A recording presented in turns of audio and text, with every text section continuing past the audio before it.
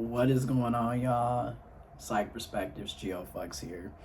And in this video, sorry about that, because I'm eating lunch. In this video, I want to focus on burning the cape. I'm calling this video Burn the Cape. First of all, I'm giving a huge shout out to Black women, LGBTQ plus people, trans people, and the Jewish people, Jewish Americans in the USA. And if you're wondering why I'm giving shout outs to these specific demographics of people, is because I'm looking at how the election turned out and the percentages of the votes that went to the candidate and party that I voted for and supported. Now, before I get into this, it's important to note that the Democrats are not perfect. The Democrats are not the end-all be-all. The Republicans damn sure are not the end-all be-all. And damn sure ain't perfect either. I agree that it sucks that we have to continue to essentially vote for a two-party political system that doesn't, in my opinion, doesn't properly represent any of us at all. And yet at the same time, nothing happens overnight. So you have, in my opinion, I'm going to pick the best option that is currently available to me while continuing to fight for better. So yeah, 86% of LGBTQ plus registered voters voted for Kamala Harris and Tim Walz, the Democratic Party, for the presidential election. 92% of Black women, African American women, voted for Kamala Harris and Tim Walz for the Democratic Party for the presidential election. 78% of Black men, Black African American men, voted for Kamala Harris and Tim Walz, the Democratic Party, for the general presidential election. Let's not leave that out either. So looking at those numbers, and then of course Jewish Americans in the USA also voted in high percentage for Kamala Harris and Tim Walz for the Democratic Party presidential candidate in the general election. And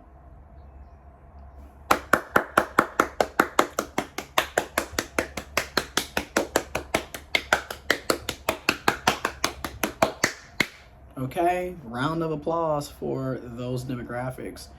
Now, moving forward, I am African American, Black American, intersex, born intersex, identify as an intersex trans man who is a part of the gay queer community, LGBTQ plus, college educated, working class.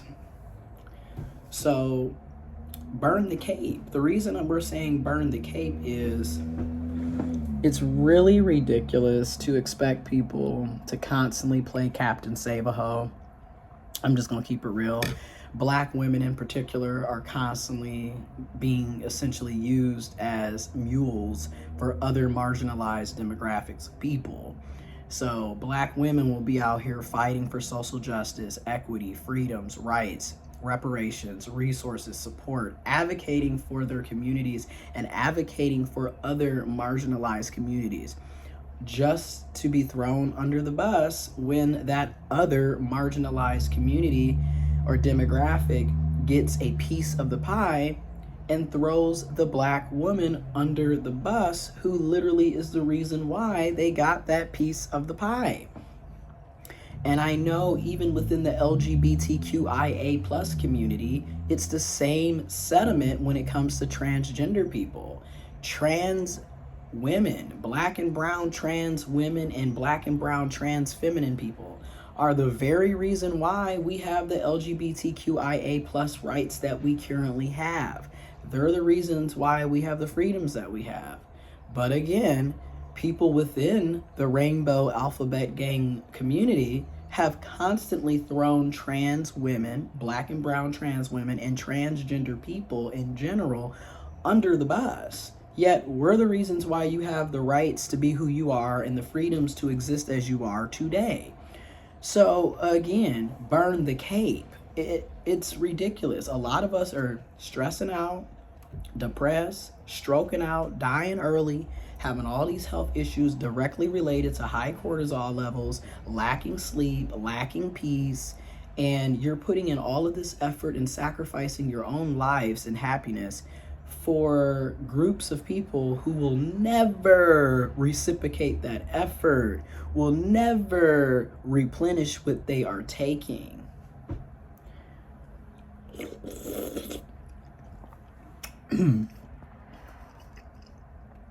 This soup is so good.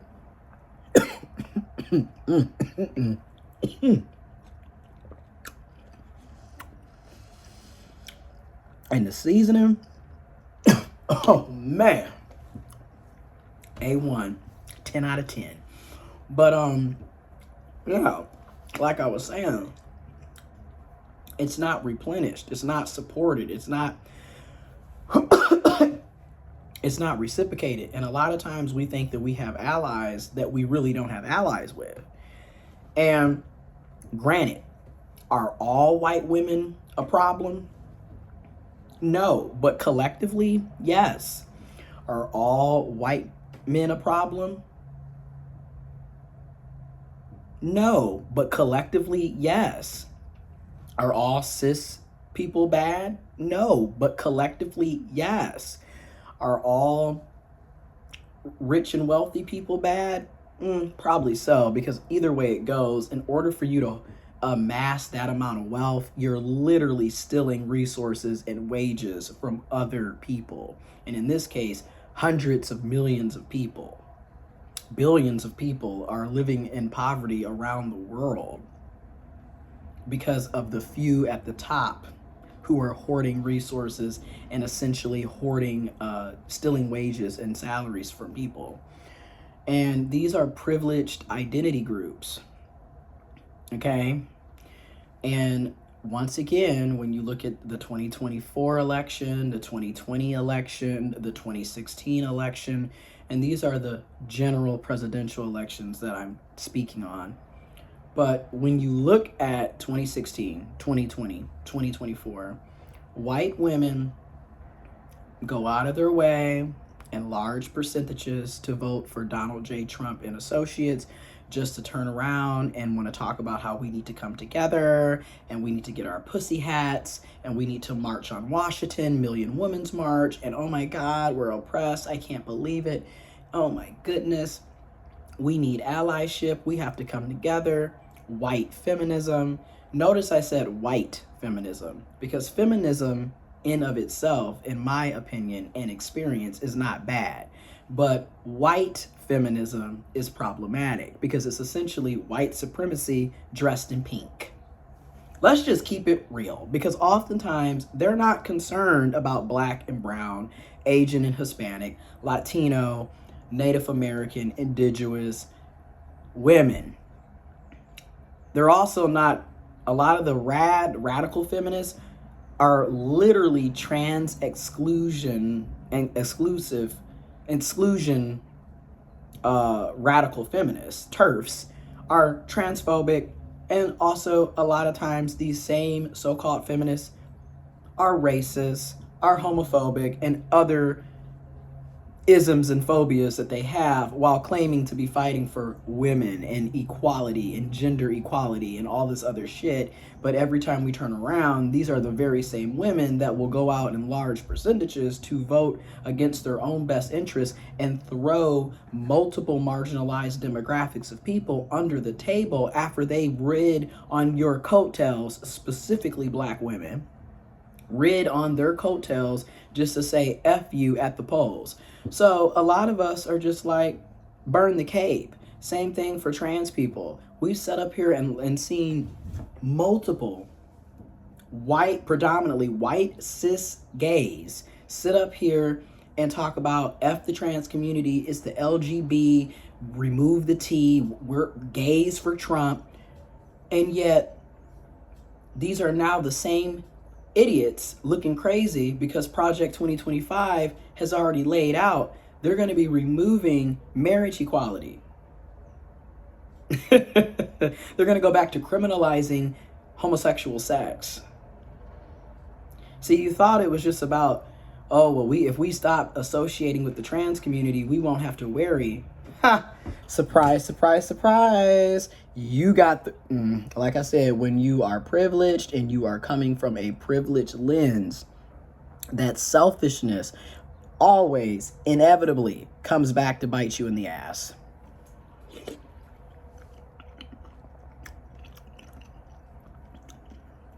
So, and then the Latinos, here it is. A lot of you think you're white and you're not. But okay, you'll be shown that you're not white very soon. They're talking about the mass deportations, ending birthright citizenship. A lot of you who voted for him in the Latino community are literally about to be deported. ICE agents will be literally doing whole neighborhood community raids, as well as going to people's places of employment and raiding and deporting folks. And then the out cold part is this also includes other ethnicities, other races of people who are also immigrants. Again, when you're selfish and you only want to think about your issues, this is what happens. And this is what I mean by a lot of the folks who want to talk about black and brown unity. Well, you need to address the Latinos who clearly are not interested in black and brown unity. You need to address. Anyways, so a lot of us that are double and triple and quadruply marginalized literally received yet another brutal wake-up call, another brutal awakening that, you know what, you really don't have the friends and family that you thought. You're actually on an island by yourself. And while you're out here sacrificing and marching and protesting and volunteering and civic engagement and raising mutual funds and doing all of this grassroots activism and going above and beyond the call of duty for somebody that's willing to sell you out at the drop of a hat. A lot of us have realized that. So a lot of us are kind of like, yeah, burn the cape. I'm not about to continue to burn myself out for people who could give two F's about me and my well-being. Also, what's going on in Palestine? Ongoing genocide. Zionism. Israel is committing genocide with USA tax dollars. Both the Democrats and Republicans are wrong, in my opinion, when it comes to this topic. We should have been had a ceasefire. We should stop funding Israel in general. I don't understand why we're giving them billions of dollars of our tax dollars so they can have universal health care, so they can have rights for abortion. But then here we are in the USA and we don't have universal health care and we don't even have access to reproductive rights and freedoms, aka abortion as well. I'm just saying. And then you're literally using our tax dollars to kill women, children, men, families, communities, innocent people. But here's the out cold part. You had a lot of people who rightfully didn't want to support Kamala Harris or Tim Walz because of what's going on with the genocide in Palestine. And yet at the same time, these same folks are also looking rather stupid because Trump definitely is not going to support your cause, at least. And this is, I hate to say at least, because at the end of the day, we're talking about people's families have been massacred, have been murdered, have been slaughtered. And I don't want to downplay that because people are dying. They're being killed. This is ethnic cleansing. This is genocide. And unfortunately, at the same time, at least over here, there was a possibility of getting a weapons embargo, ceasing fire. Meanwhile, Netanyahu is working in cahoots with Donald Trump So you can just kiss all that goodbye. Okay? That's what I mean by, my granny says this to this very day, a bird in the hand is worth two in the bush. Essentially, you're guaranteed this because it's already in your hand. You have there's no guarantee that you're going to catch those other two birds. Okay? So, and I'm going to also say it. And this is crazy, but I'm going to say it. I would rather deal with the devil that I know than the one that's claiming to be not the devil and is going to do this, that, and the third for us. And I'm fighting for you. Meanwhile, I have an entire document, Project 2025, that's anti everything that you are.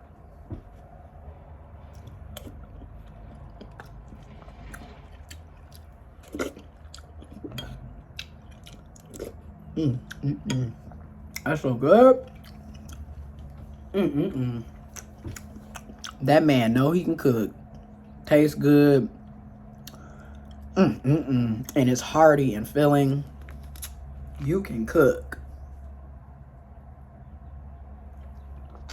But yeah, I just had to say that. I'll probably do more videos on this as time goes on.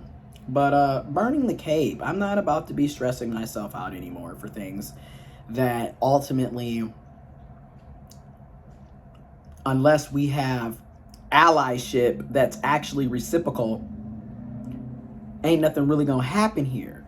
I'm gonna be the one burning out and potentially prematurely dying and losing my rights while you're sitting over there voting against me. But yet you want me to fight for your rights. You want me to fight for your issues, but you're not willing to reciprocate that same energy. So yeah, burning the cape. I'm not being Captain Save a cis male, Captain Save a white woman, I'm not doing that no more. Because a lot of you ain't Captain Save an intersex, Captain Save a trans person, Captain Save a black person, Captain Save a black woman. Y'all not any of that. But you want us to be warriors on the ground for you, but when it's time for you to reciprocate that energy and actually show up for us, y'all voting against us. Y'all doing everything in your power to undermine us. So yeah. What she say in Friday, Smokey Mama? Make it work. Yeah, make it work. Figure it out on your own. Ain't nobody coming to that Million Women's March. Fuck you and the horse that you rode in on. Because once again, you white women should have been concerned about that November 5th. Because you know what? I went to the Million Women's March in 2017 and in 2018. 2017, I went to the one in Washington, D.C. 2018, I went to the one in my home state in Michigan. And literally, I'll never forget this. We got a hotel. It was me and two of my other close friends. We got a hotel in Arlington and drove into Washington, D.C. for the march.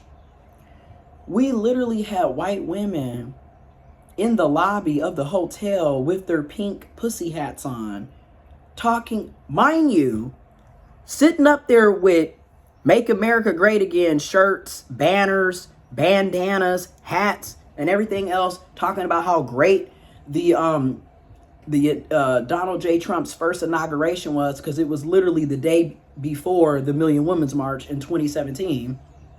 And now they sitting up in the lobby with their pink pussy hats talking about how they're going to go down to the march. I saw the double face, the two-face, the fakeness, the straight up fake ass allyship, the typical white feminism shit. I saw it up close in front, honey.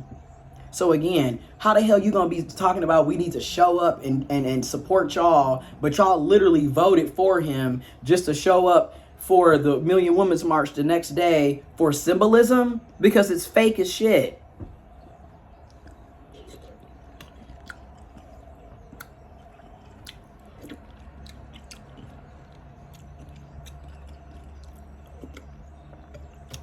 Case in point, marriage equality. A lot of these white cis gays with money were the main ones, and the white cis lesbians, I'm going there, they the main ones who benefited from marriage equality. Yet, black and brown, LGBTQ plus people of color, trans people, other people a part of the Alphabet Gang, Rainbow Warrior Gang, were out there knocking doors, canvassing, phone banking, having conversations, helping people register to vote, fighting on your behalf so you can get married, even though I am likely never going to get married. That is not an issue for me. But for my community as a whole, I believe we should have the same opportunities, rights, and freedoms as cisgendered heterosexuals are. So I got out there. But then when it's time for you to reflect that same energy for trans people to also have the same rights and freedoms as cisgender people, you threw me and my community under the bus. So again, people are sick and tired of you fake ass people, these fake ass allyships, these fake ass communities that don't even fucking exist. Let's just keep it real. So now a lot of us are just like, nah, we good. Y'all do what y'all gotta do. Wish you well. Hopefully things don't end up as bad as they are predicted to be. And then too, if I'm going to be fighting, I'm going to be fighting for people that are already showing up for me consistently, not people who say one thing and then do the opposite.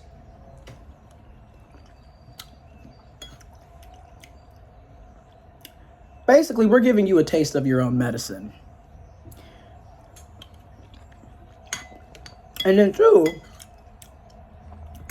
we've been fighting and busting our asses off. It is time for a lot of us to actually rest and relax. It's time for us to prioritize ourselves, our needs, our feelings, our community. Okay, I'm learning. I've been doing this. First of all, I'm 32 years old. The first official presidential campaign that I truly worked on was President Obama's 2007-2008. I'm 14 years old. 14, 15, 16, that realm, years old. Before that, I did a lot of, I would show up to things because my grandparents were a part of it. My mom was a part of it. My family members were a part of it. Proud labor union members, working class and professionals and in general, right? And then also, we've pretty much always been staunch Democrats, staunch, left-leaning liberals. And we're very involved in our community. We've always been that way. That's how I was raised. So for me, it's been well over 15 years of doing this type of work. Just to constantly have it, just to be constantly told this on a consistent basis by the people that I'm fighting for. So yeah, you can't blame folks for burning the Cape. And honestly, it's not marginalized people's jobs to carry privileged people who have way more rights and freedoms than us in the first damn place. And then to the 22% of black men that voted for Trump. When stop and frisk is implemented at a national level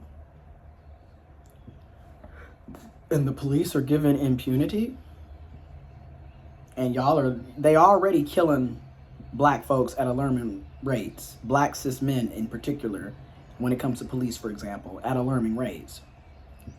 I'm not marching in no Black Lives Matter shit because a lot of you are homophobic, transphobic, misogynistic bastards, and you ain't thinking about me. So I'm not gonna be sitting up here wasting my time making flyers, making posters. Oh, we Black Lives Matter, when in reality, it's black cis het men who matter. Everybody else in the black community is constantly overlooked, downplayed, and undervalued.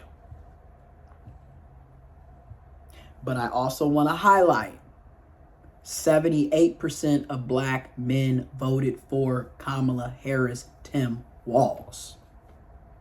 So to the 78%, which is the majority of the black men that are registered to vote in the USA, thank you.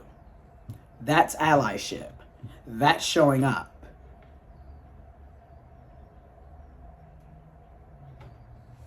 But I'm going to say it.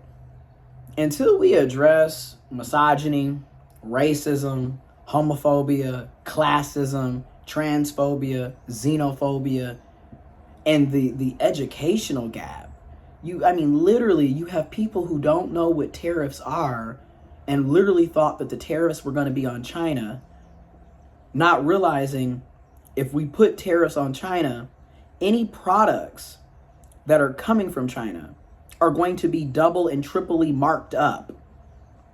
But this is what happens when you're uneducated, when you're uninformed. And you don't want to listen to the people that are most marginalized, who are actually the ones going through the oppression. Like, how many times do black people, and in particularly black women, have to tell you, hey, there's a problem here, there's an issue here, red flag, flag on the play, before you fucking listen. So again, privileged people, unfortunately, until they start suffering the repercussions of their decisions and actually truly feeling the brunt of the pain themselves directly, nothing is going to change. So unfortunately, y'all are going to have to get hurt.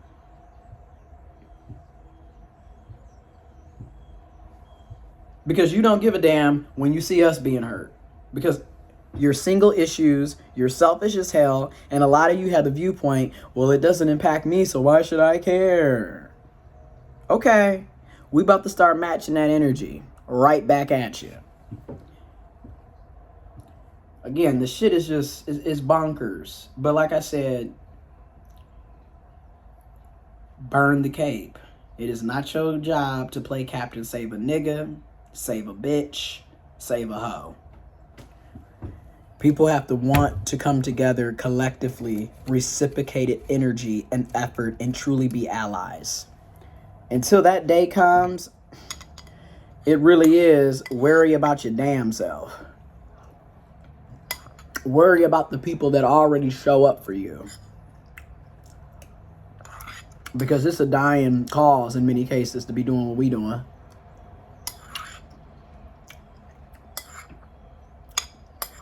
This was so good.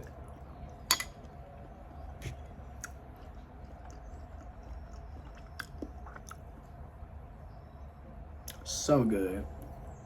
Delicious. Tortellini soup. Homemade. He be chefing it up in the kitchen. I appreciate him a lot. But that's that. Ain't nothing else for me to really say in this current video. I might have other videos later, but I really am about to be on some burn the cape self-care shit, because it's like, we put too much energy into people who don't care about us. I'm out.